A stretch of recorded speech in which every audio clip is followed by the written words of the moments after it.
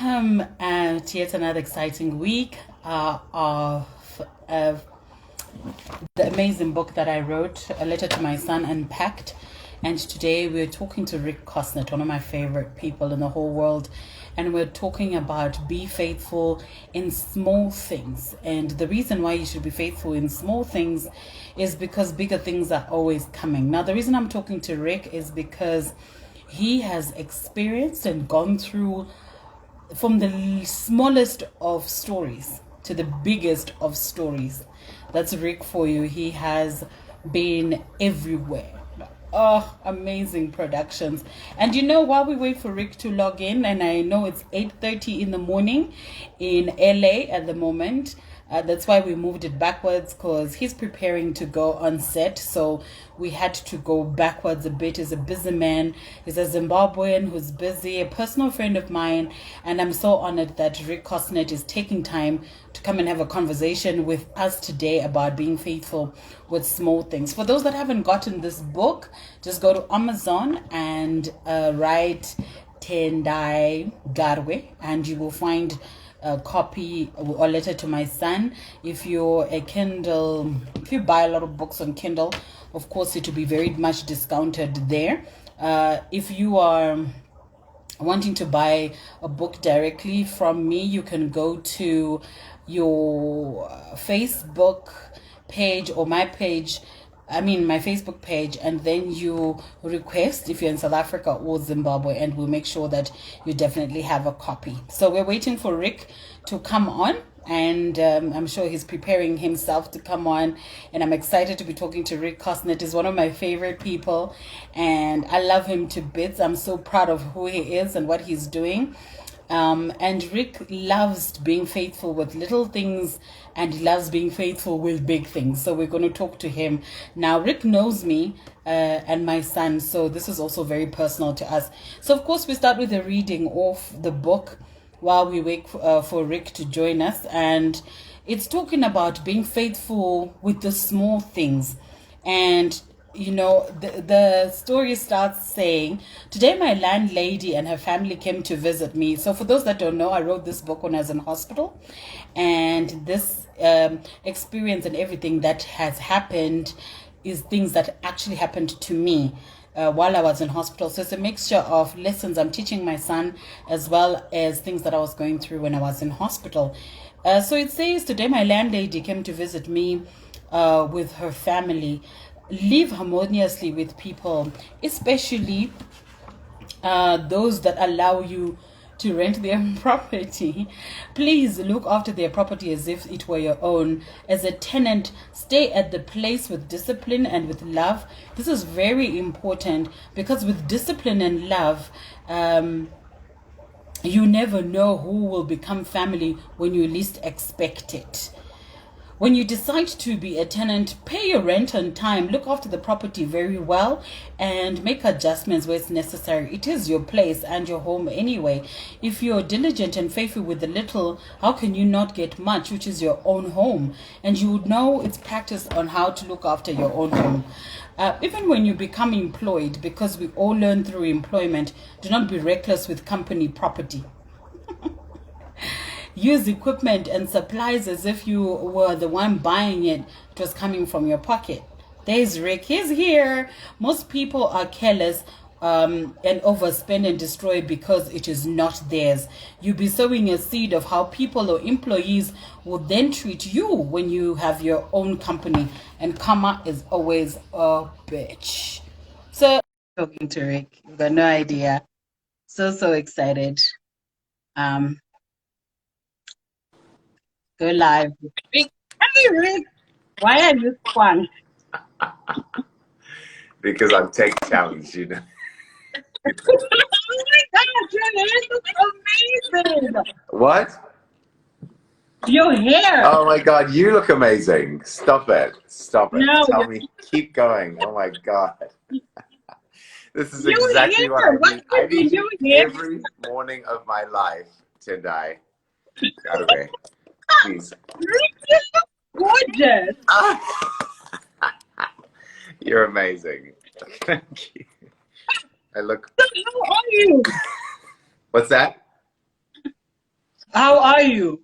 Oh my God, I'm really good. Like, I've never been a morning person. I mean, I was born 2 weeks late, and I feel like I always I was always like stumbling out of bed in the morning at school. I'm still like that. I have to force myself. So I mean, other people wake up.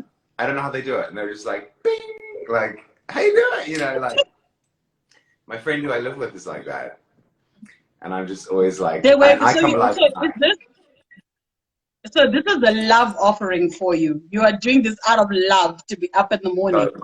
So much love for you. Yes. Rick, congratulations.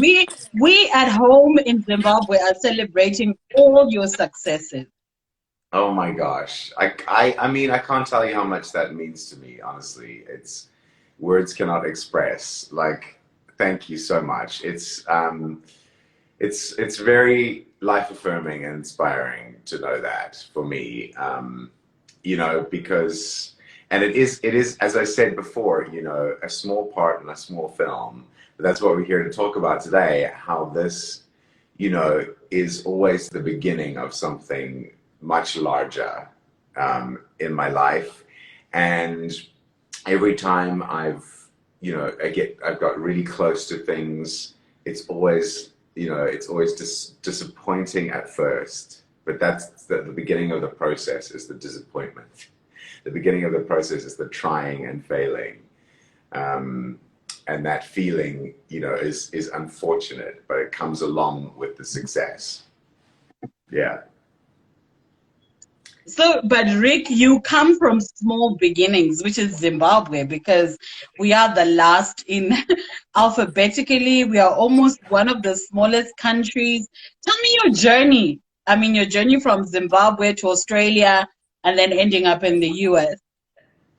Yeah, I have to keep reminding myself of that because it yeah it's important for that voice to be strong, as I can and I will and I am, you know instead of Mm. the voice of I can't, I'm not getting anywhere. Even when I have big jobs, sometimes I think like now I need a bigger one, and um, but to answer your question, yeah, it's I think coming from like Chigutu, and I think I always wanted to. I mean, I always wanted to act. I always wanted to be in, a performer, I suppose. And of course, I was really shy. I had no, um, kind of. I had very low self confidence, very insecure. It's when I arrived. You were insecure. Yes, I still am. I hate to inform you, but um, yeah, it's amazing that you have that reaction, because I remember when I was 17, thinking my sister had this like housemate who was American, and he was so funny and so confident, and I just remember feeling like I was like, I wish I'll never be like that, but I just wish I could be like that one day. Yeah. So, and it took, I think, a lot of just taking risks, small risks that like over time build up into not giving a shit anymore. But you have to keep kind of like breaking before the floodgates will open. And that was all drama school and all these crazy emotional exercises we did, which were terrifying.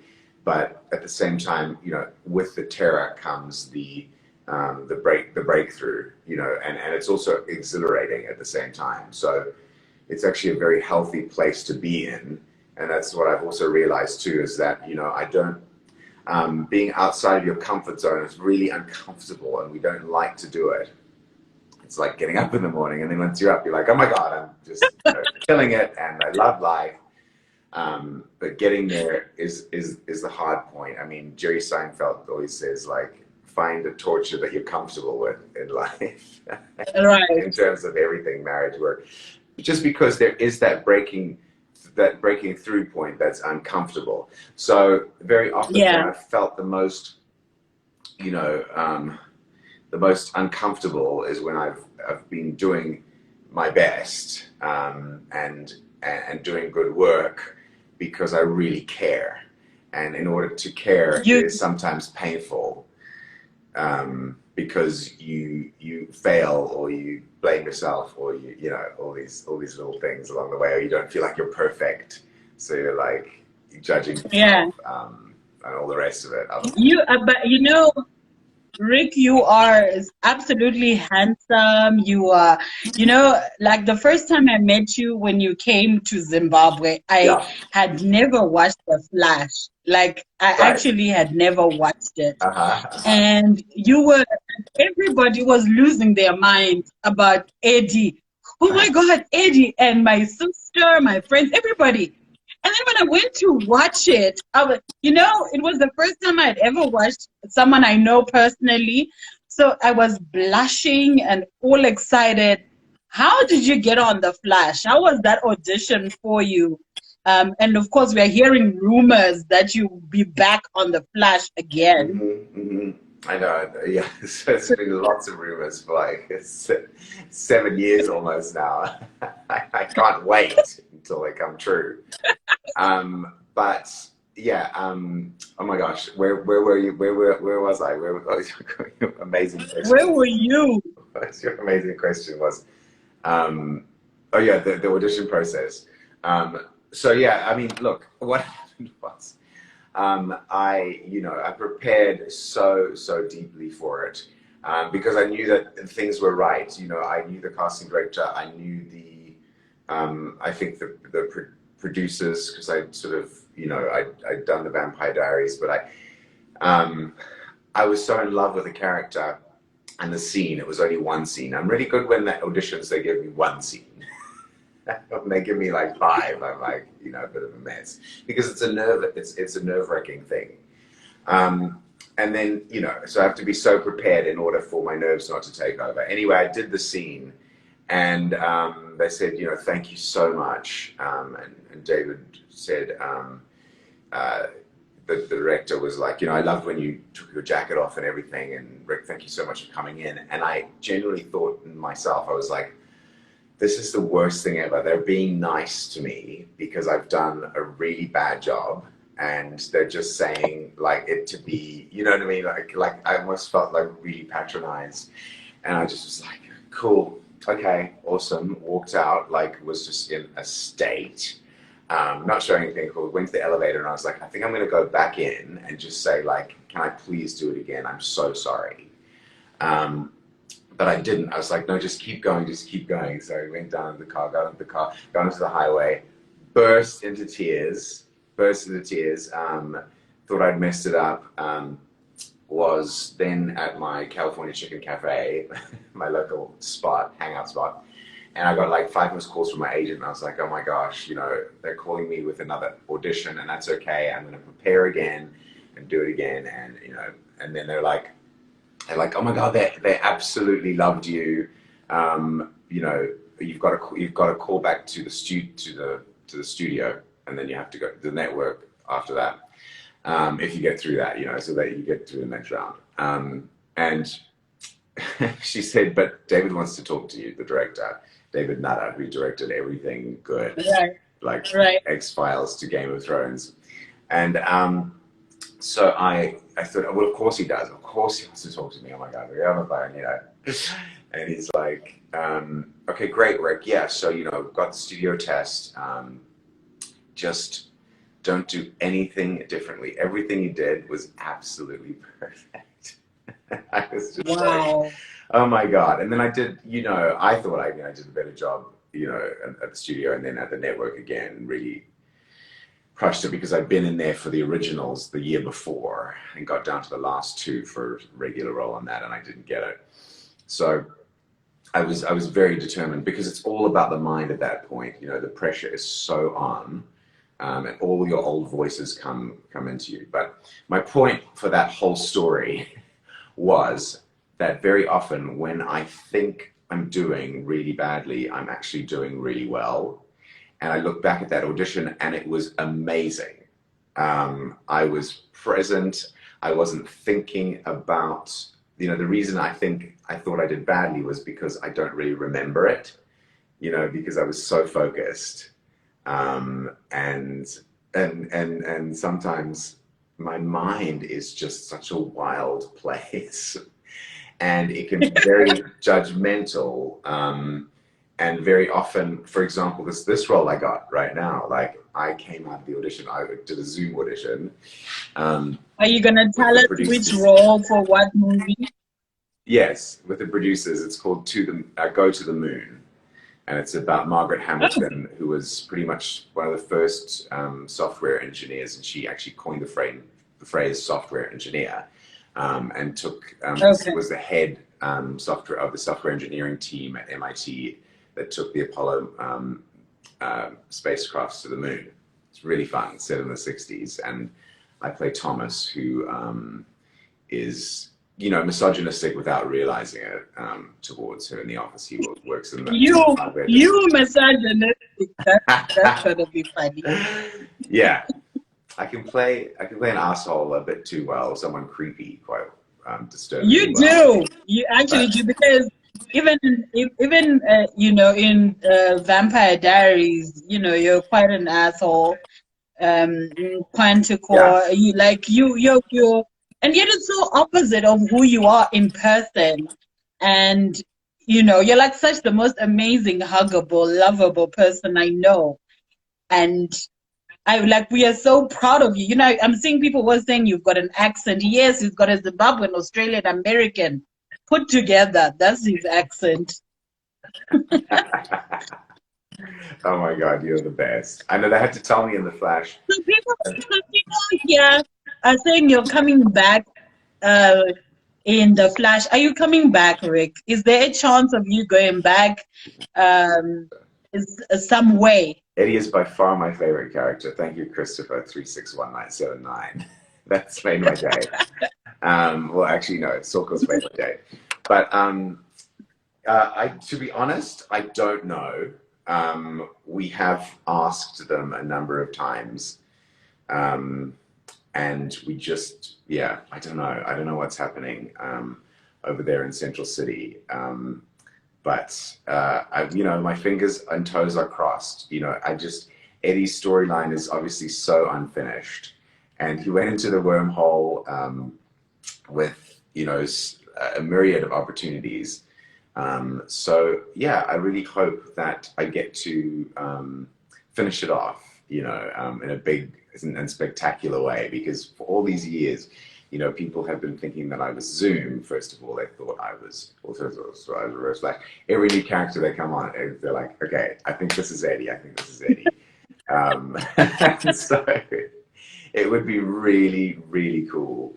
And I think it's going to happen. I do.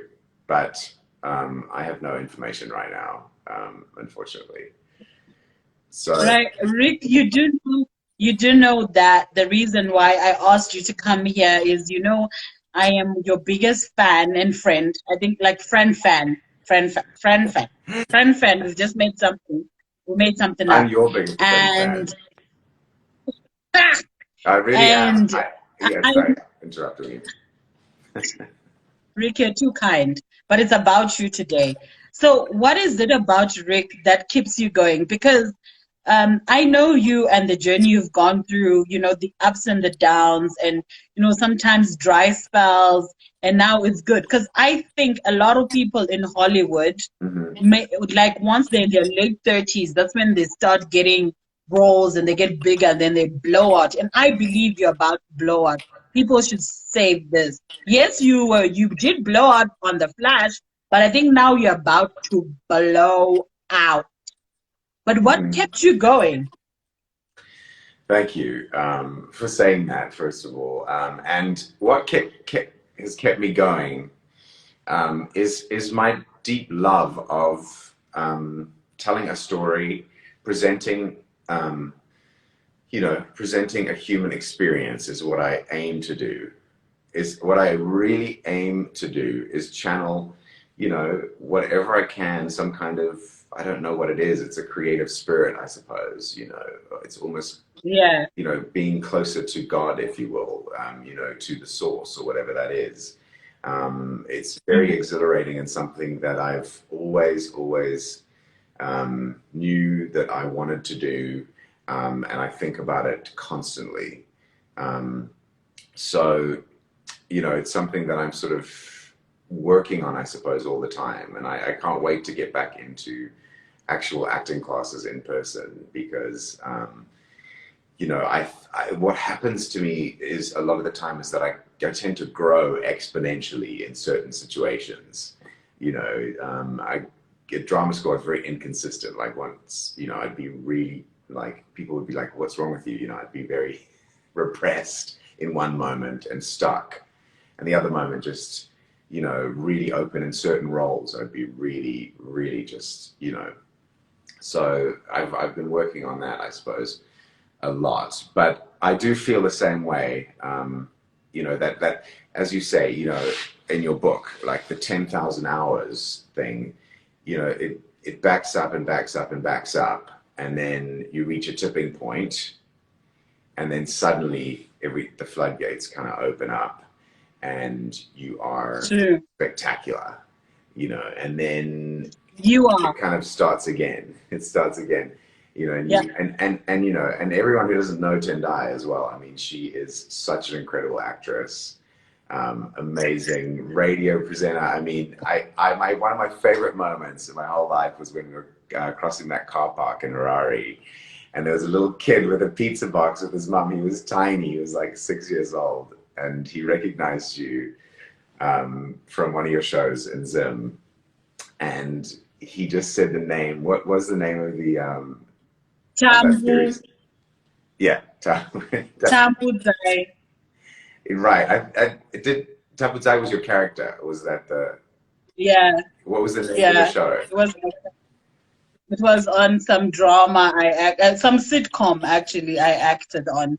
I just remember the way he said that name and looked at you. It was the cutest thing ever. Rick, so Rick, I want to ask you one of the most amazing and personal things that happened to you. You came out and you're like, I'm living my truth now. I want people to know that this is who I am. Do you think it was hard and it took you that long to come out because you were from Zimbabwe and the restrictions that are here, or what was it? Why did it take you so long? Yes, definitely a combination of things. Growing up in Zim, which was not very, you know, gay friendly. Let's face it. Not to mention chauvinistic and racist. You know, I grew up as a white farmer in Chigutu, so you know, all those things seep into you. Unfortunately, you know, and so. You know, it was obviously never okay to be gay. We knew one a gay couple actually in Chigutu, Charles and David, but it was just so much like they were, you know, strange and you know, so different. And you know, I don't even know if it's still, you know, legal in Zimbabwe actually, because it used to be illegal. It's still illegal. Yeah. I mean, you know, that in itself is absolutely crazy. And it's no wonder that we felt the way that we have because we're, you know, made this way by God, by Mother Nature, you know, and it's a beautiful thing. And of course, you know, it's our minds that just twist it and the things that we learn that twist it. Absolutely. Yeah. So I was lucky enough to go to acting school when I did at 18, and they really just got that repression out of me. I mean, I used to do like crazy exercises. The teachers were just like, we're running around the room screaming, I'm gay, you know, doing the gayest thing I could. And like, and then we would do all these other exercises like I'm silly and crazy and this and that. And you know, you'd be crying and screaming at just people that you're angry with in your life. It was kind of almost like therapy really in a big way. And then I continued that afterwards. So at 19, I came out really to, you know, in my personal life. And Okay. and it was just like, you know, and Australia didn't seem to be an issue. And also I couldn't really act straight anyway. Like I was really camp. So it wasn't even No, an you issue. couldn't. Even if, no. It And was I just, met you the first time, I was like, he's gay.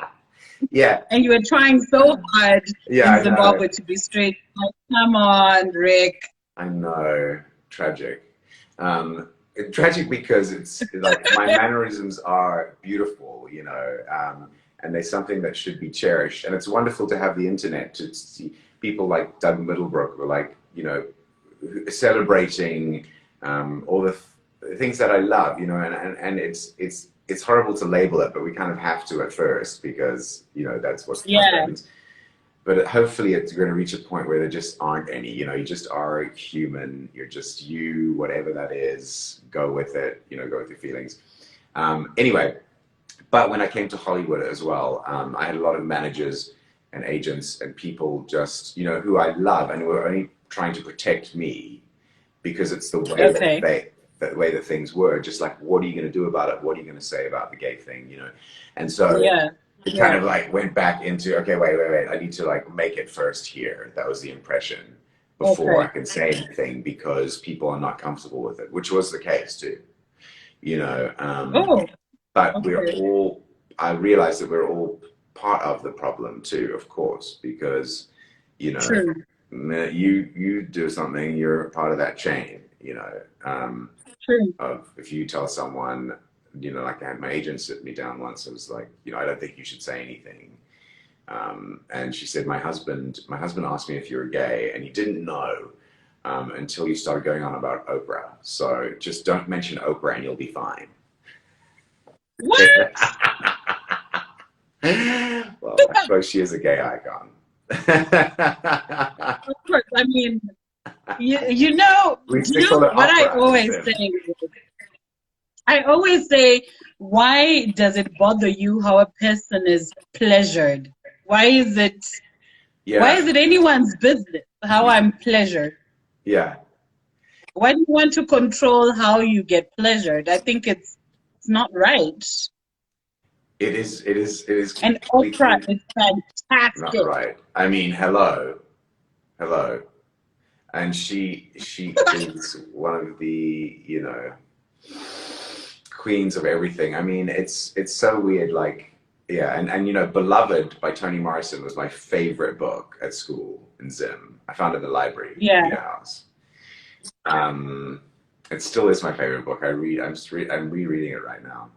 It's so weird. And then Wow. yeah, it's just, you know, it's not a coincidence. Then like Oprah loved it so much I didn't even know, and it was in her book club, and then she ended up making a movie about it.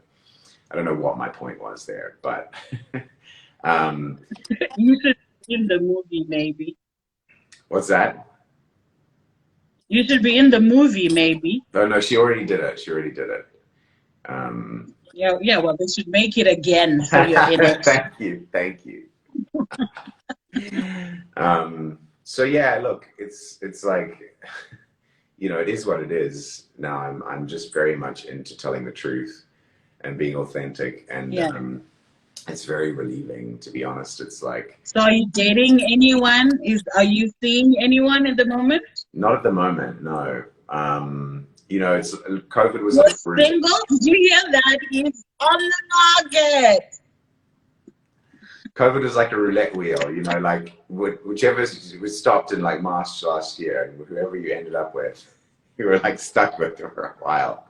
So I ended up on single, and it's been a journey, but I'm sure it's been hard for people in relationships too.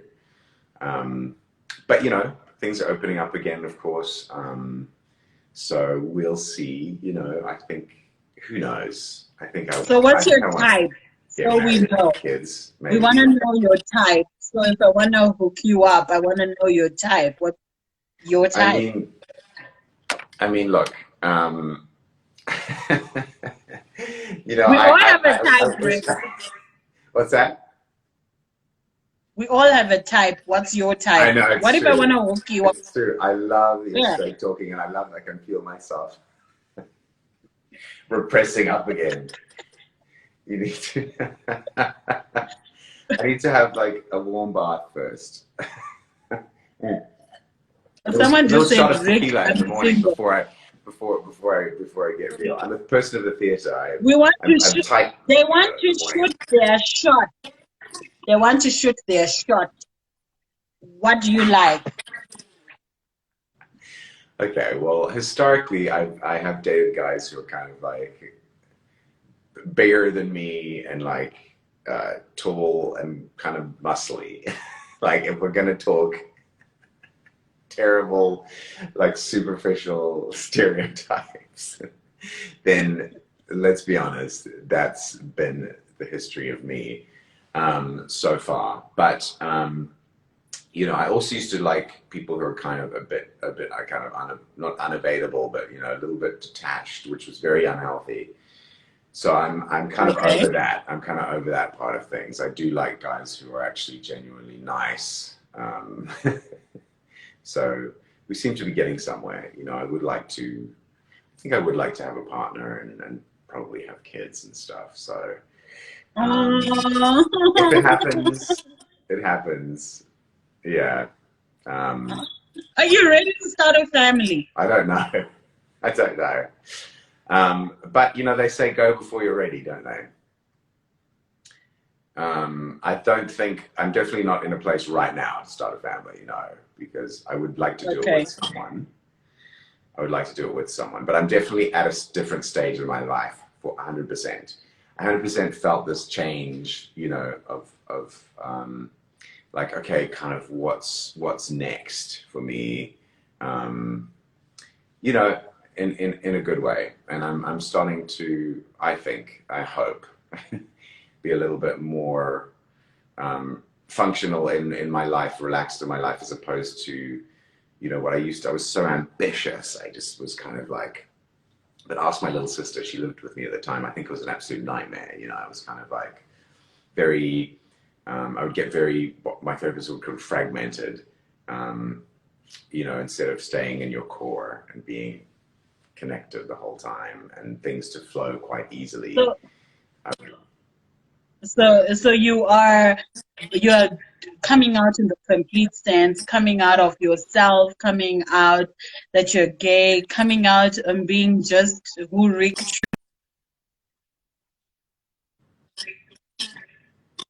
Then there's a floodgate that opens, and things start happening because you embrace who you are. So we're excited about that for you. Thank you. And I mean, you know, you bring that out in people, just so you know, as well, like 100%. I mean, it's just so easy because So you're so what? connected. So Rick, are you ever gonna come home to Zimbabwe and do film? Are you ever going to come and direct something? What does the future hold for Rick Cosnett? Yes, it's always been my dream to come back and make a film in Zim. And so, you know, Alexander Fuller and Jesse Martin and I have written a film. You know, You've written a film? yeah, we're still developing it though. But it is set at the moment around 5 days in October in 2008 on a white farm, and it's about 4 families on opposing sides, basically during the height of the land crisis. So yeah, you know, it's something that I care deeply about. I miss Zim a lot, and I forget sometimes when I'm back there the feelings of Zim, you know, because I think I get stressed. And it was only when I was doing that film there in 2015, the one that you know I came to you for the festival for.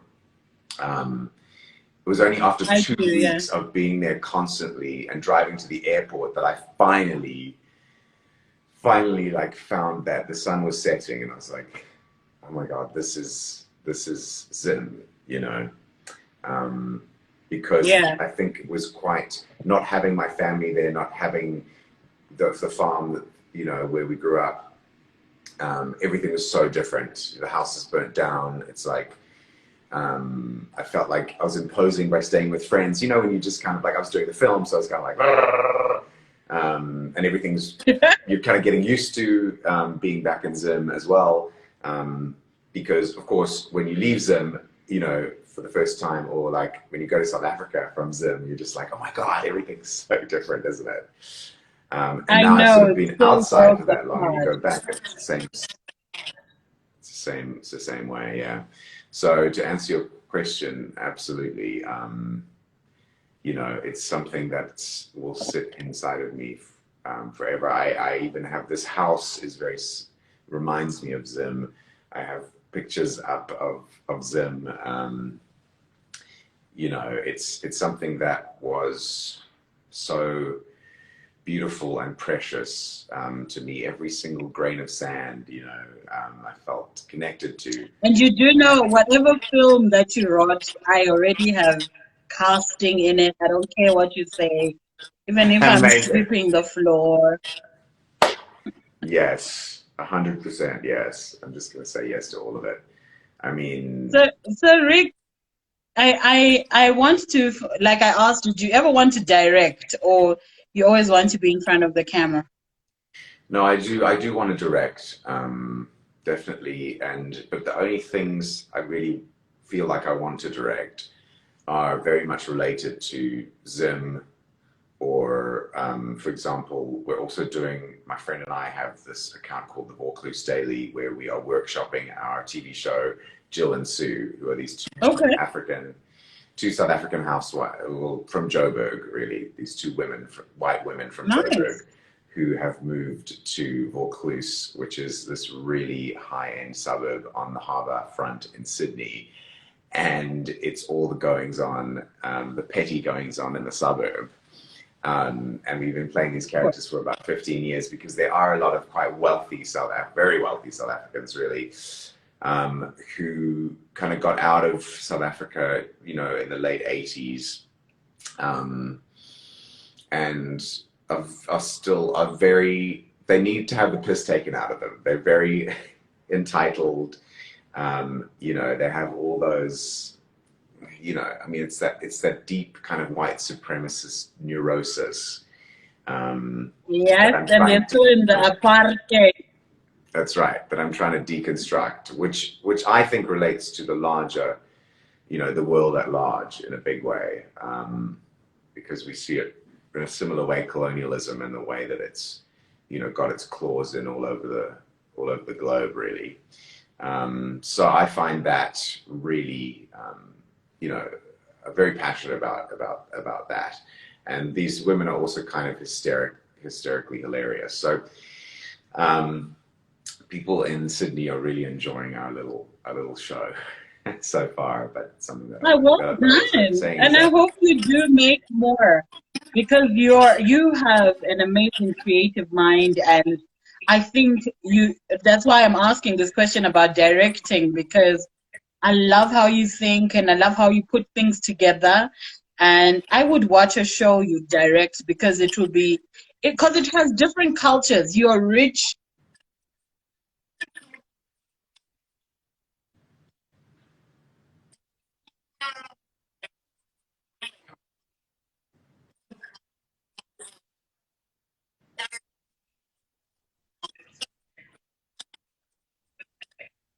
great. Oh my God, that. Thank you. I need to hear this a lot. I need to check in with you, as I said, every morning.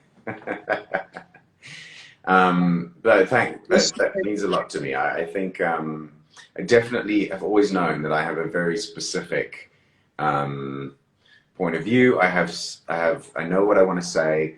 I know that I want to also collaborate with other people who I want to collaborate with, um, and you know, do it in a very unique way, I suppose, as well. So I just need to keep following that voice, and I know that, you know, it will come to fruition at the right time. What? Okay, the last two questions. Have you ever thought of being James Bond? You got the look, you know. Thank you.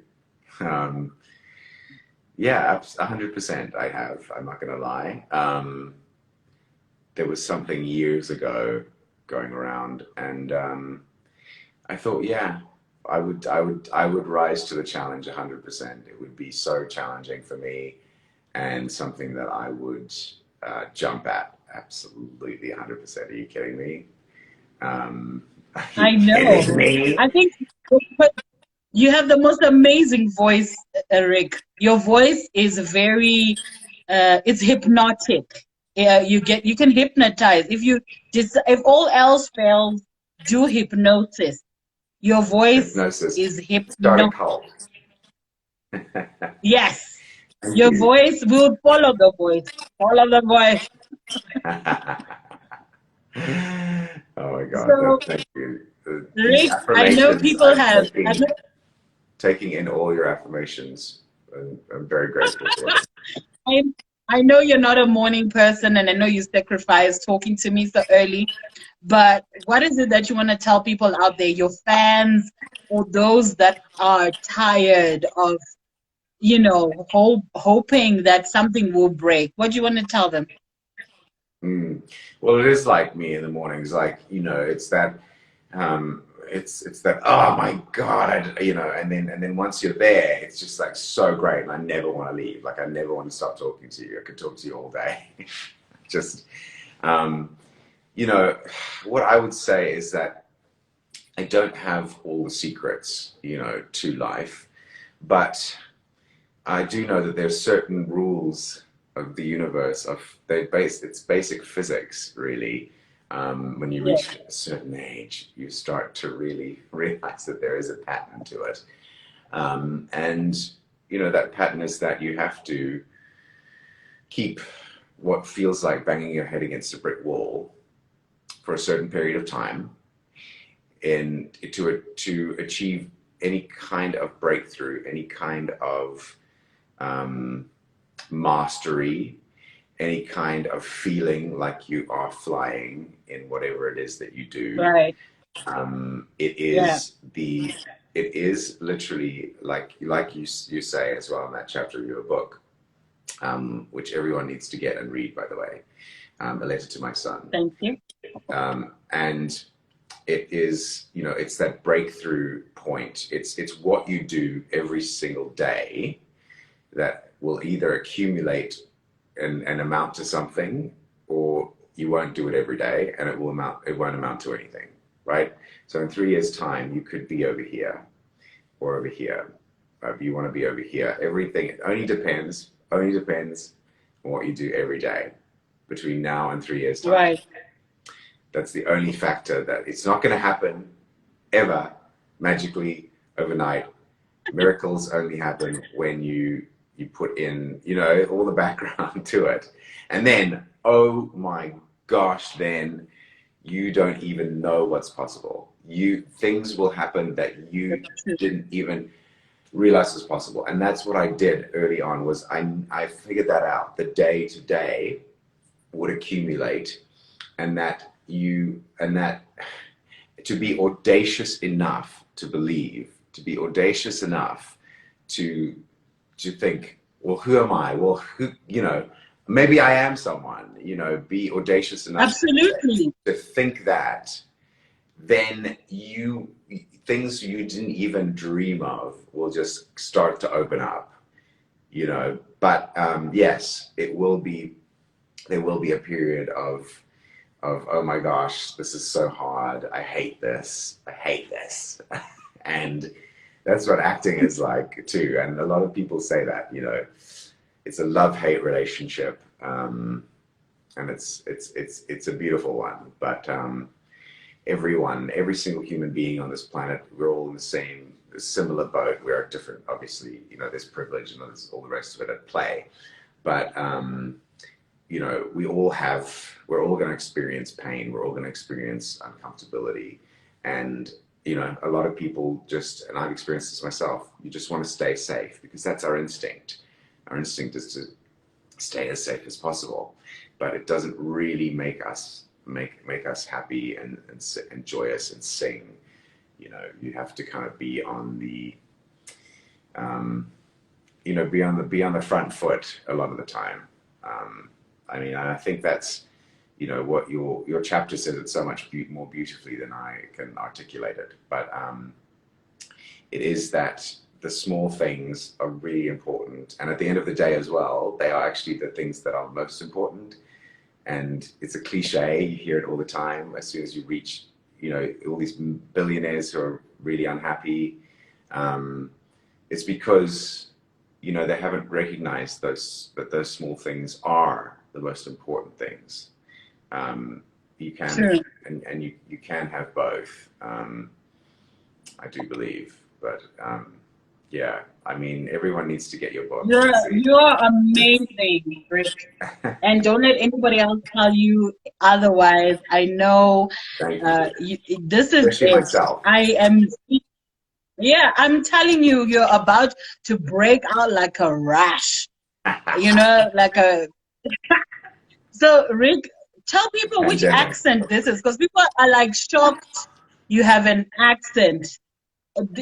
And it's a mixture. I think they don't know that your accent switches between down under and British, because we were British colonized. You know what I mean? Yeah. What does it switch between? What did you say? Between the down under. Oh, the down under. Yeah, British. right. Down under. Yeah, and British. I don't know how I sound. Like, I think I was. Jesse Martin said to show me his yearbook once from Buffalo, New York, right? And there's this girl with like curly hair, and she might have had braces or something, and he was like, that was Elaine. He was like, she was that bitch who had a British accent but had never been to England. And I was like, I think I'm that bitch, That's cool. Like, I was always like, our friends would come from England, and I'd suddenly be like talking like that, or like our friends would come from Australia, and I'd suddenly be like, I used to say to my parents that I think I'm from another planet, and Zim, I don't know if I'm actually from Suri. They're like, oh my God. So I think my accent's probably a little affected. But it's also, depends on who I'm talking to. I think, I don't know, because I don't see myself. Yeah, because right now to me, you sound Zimbabwean English, because this is how we speak English. Yeah. So when people say you have an accent, I'm like, wait, exactly. Where is the accent? I know, it's because I'm talking to Dendai, but also like all my family, I'm, speaking like this. My housemate's Australian, so I probably go more into Aussie. And then because in Australia, I have to play Australian roles. Here I have to play American roles. My acting teacher told me to be American for 6 months. So, I've still got that kind of, and then I'm playing an American role tomorrow. So I'll probably start talking, really badly at first, like an American accent for a while, so that then it becomes natural when I get on set. So I think I'm always trying to be creative and prepare myself. Charlize Theron did tapes in the car when she got here and just started speaking American, and listen to her now, she's just like forgotten about it. And also you are underutilized by Hollywood, because you can play anybody from anywhere. Because you can speak whichever way. I mean, I'm only British English, so I guess I feel like I sound British, but other people say I've got African English. I don't know what that means.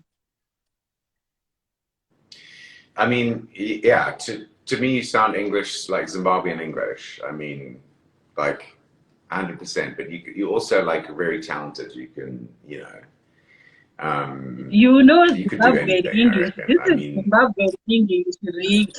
Zimbabwean English has got a weird kind of English. You know it. And oh my God, I love it so much. The articulation is like heaven on earth. It's heaven on earth. And Rick has been absolutely so much larger words are used than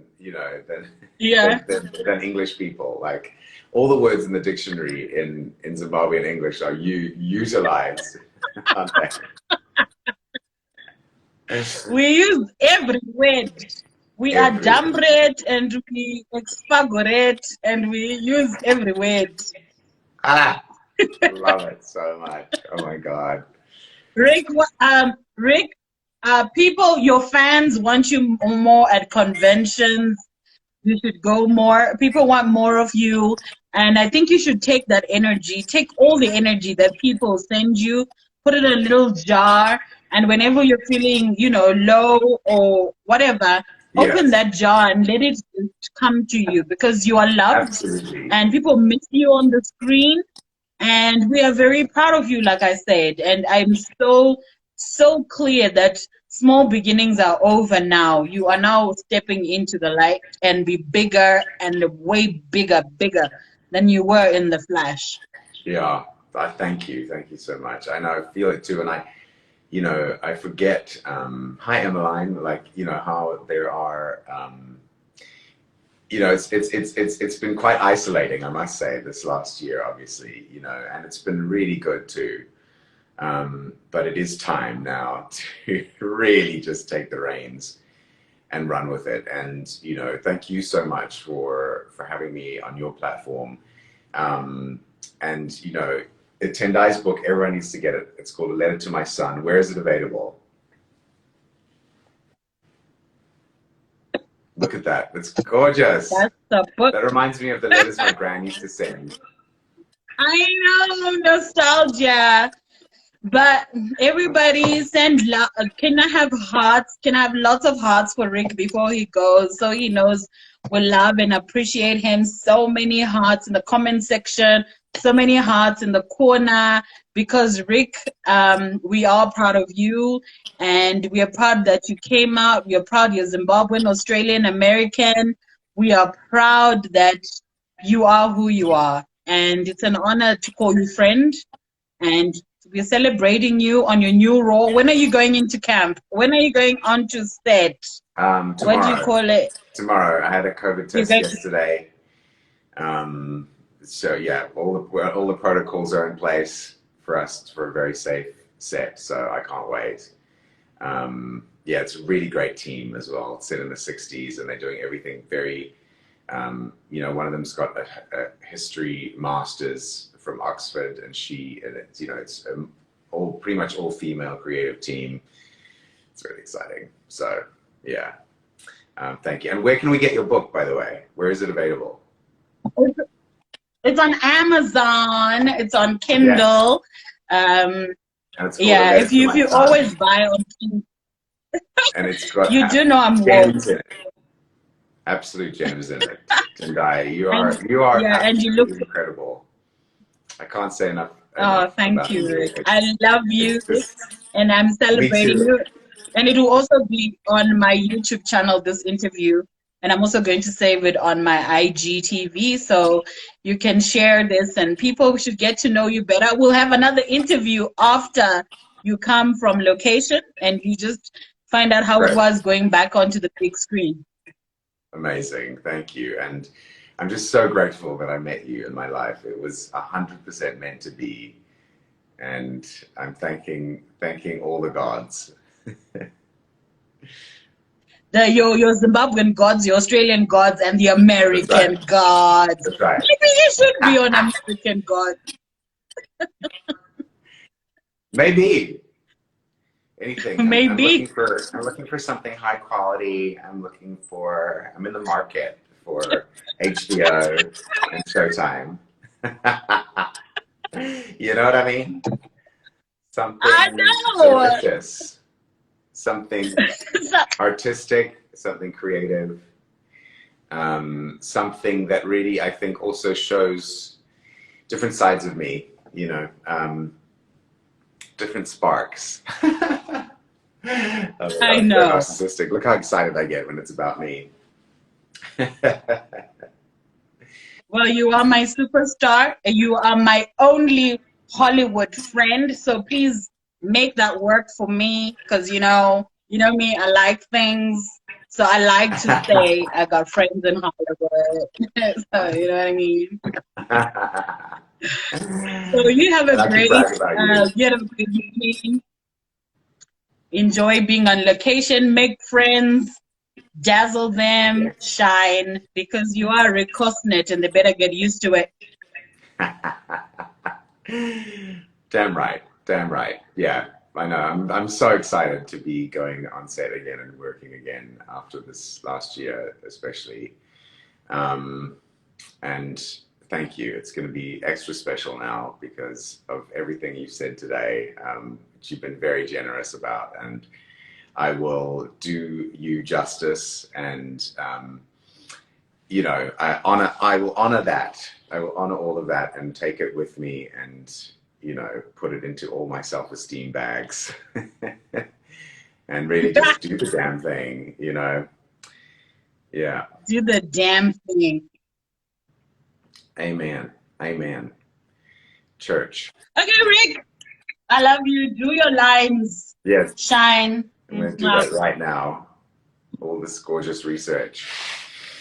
Thank you And of so course, much, I'm calling Tendai. you after this live. You know that I'm calling you Okay, after we good. put the phone down. Amazing. Then I'm calling you. Do I have to press anything? All right.